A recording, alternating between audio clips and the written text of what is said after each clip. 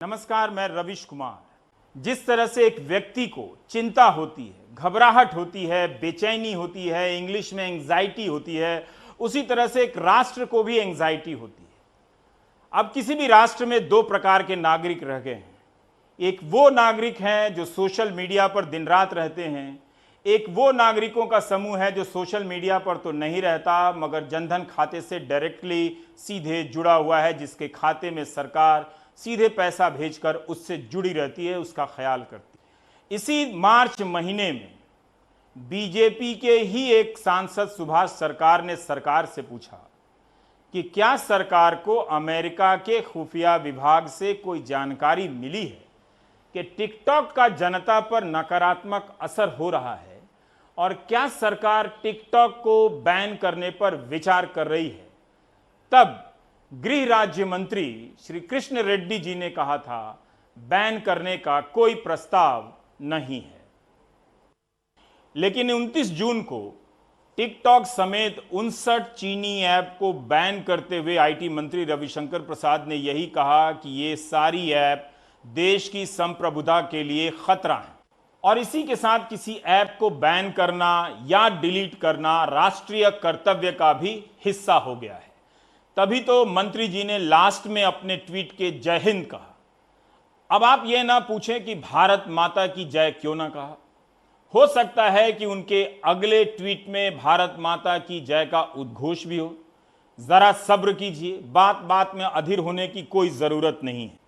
भारत एक भावना प्रधान देश है, समझिए इस बात को। ब्लॉक और डिलीट किसी भी स्मार्टफोन के गरीब यूजर के ये दो हथियार और अधिकार हैं। इसके जरिए आप फोन के स्पेस में अपनी सीमा तय करते हैं कि आपका पर्सनल स्पेस क्या है, नेशनल स्पेस क्या है। जिस तरह संबित पात्रा ने अपने ट्वीट में डिलीट लिखा है, उससे अंदाजा लगाया जा सकता है कि राष्ट्रवाद की अभिव्यक्ति एक सीन और एक शब्द की अभिव्यक्ति। उड़ाने वाले तो कहते ही रहेंगे कि चीन ने हमारी जमीन दखल कर ली और हम घर बैठकर मोबाइल फोन पे ऐप डिलीट कर रहे हैं। लेकिन गंभीरता से सोचिए, कुछ नहीं करने से तो अच्छा है कि कम से कम हम ऐप ही डिलीट करें।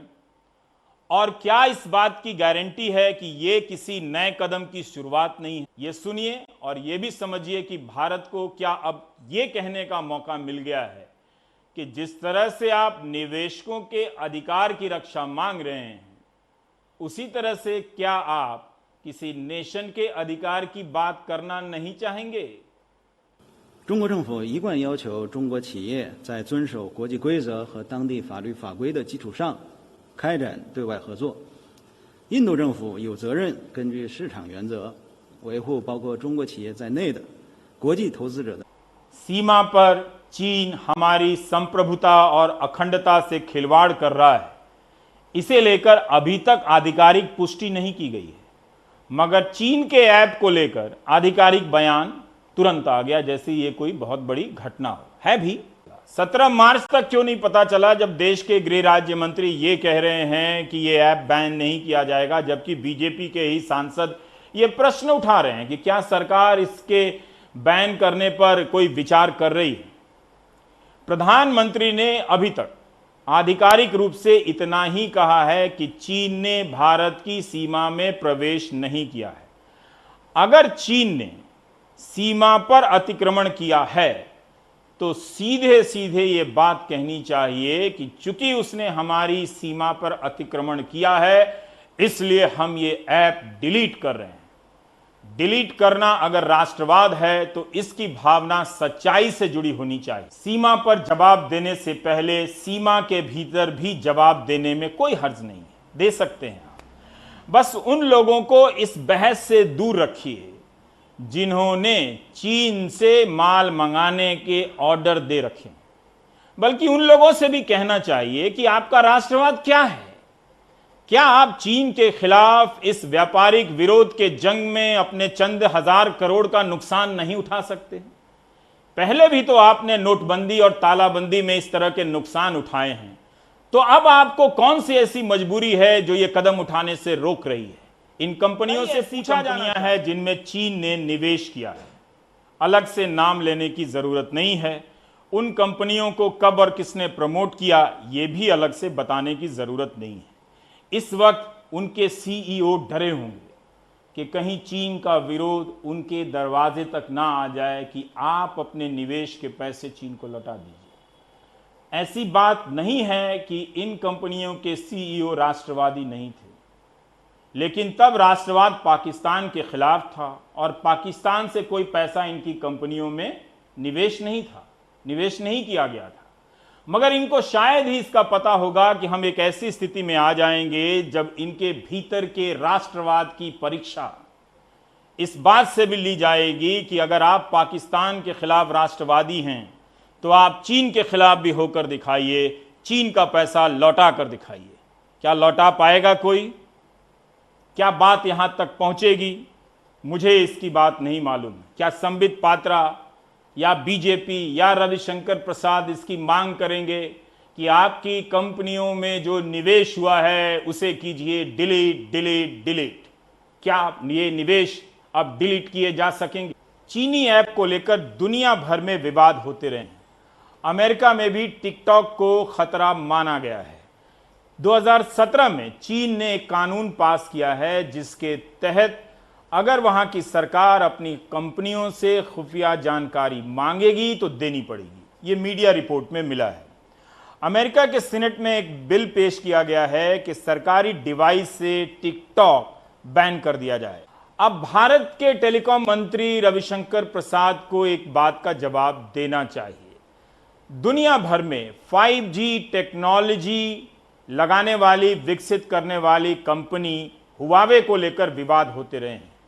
कई देशों ने चीन की इस कंपनी को लेकर राष्ट्रीय सुरक्षा के लिए खतरा माना है, लेकिन रविशंकर प्रसाद ने इस कंपनी को अनुमति दी है भारत में 5G टेक्नोलॉजी के विकास की। क्या तब उन्हें इस कंपनी से भारत की संप्रभुता को कोई खतरा लगा था?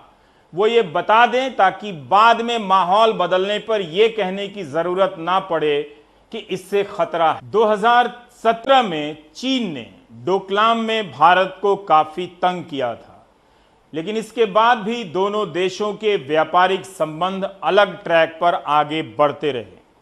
भारत ने उसके बाद चीन से सरदार पटेल की मूर्ति मंगवाई। अब कई लोग सोशल मीडिया पे यह भी हल्की बात कर रहे हैं, क्या चीन की मूर्ति वापस कर दी जाएगी? इस तरह की हल्की बातें नहीं करनी चाहिए। मूर्ति इतनी हल्की नहीं है कि आप किसी को वापस कर दें। वो काफी बड़ी और अच्छी मूर्ति है। पहले ऊर्जा मंत्री ने ये बात कही है कि उन्होंने आयात शुल्क बढ़ाने के लिए वित्त मंत्रालय को प्रस्ताव भेजा है। कहां तो इस पर सबसे पहले फैसला होना चाहिए था, लेकिन फैसले की जद में आ गया। दो बातों का पता चलता है कि टिकटॉक ने भारत की जरूरतों को किस तरह से समझा, और दूसरा, भारत की शिक्षा व्यवस्था इतनी गई गुजरी है कि उसने एक बड़ी आबादी को सिर्फ नाम और दस्तखत करने के लायक ही शिक्षित किया है। उसकी अभिव्यक्तियां इतनी सीमित हैं कि वो 10 लाइन या 20 लाइन या लंबे लेखों को ना पढ़ पाती है, ना खुद से अभिव्यक्त कर पाती है। टिकटॉक इसी गैप के बीच में आता है और एक लोकप्रिय प्लेटफॉर्म बन जाता है। इसलिए बहुत आहत होने की जरूरत नहीं है। टिकटॉक चला गया तो जाने दीजिए, कुछ और तरह का टॉक आ जाएगा। हम टॉक ही तो कर रहे हैं। न्यूज़ चैनल भी टिकटॉक हैं, वहाँ खबर नहीं है, 4 लोग आके टिकटॉक करते रहते हैं और टॉक करते करते झगड़ जाते हैं। तो ये भी अगर बंद हो जाए तो बहुत अच्छा है रहे कि समाज में सूचनाओं के प्रसार का तरीका पहले से कुछ बेहतर हो, कुछ नया आए तो देखा जाए। तो इस तरह के बदलावों से ज़्यादा आहत होने की ज़रूरत नहीं है। स्वागत करने का जी चाहे तो कर लेने में भी कोई हर्जा नहीं है।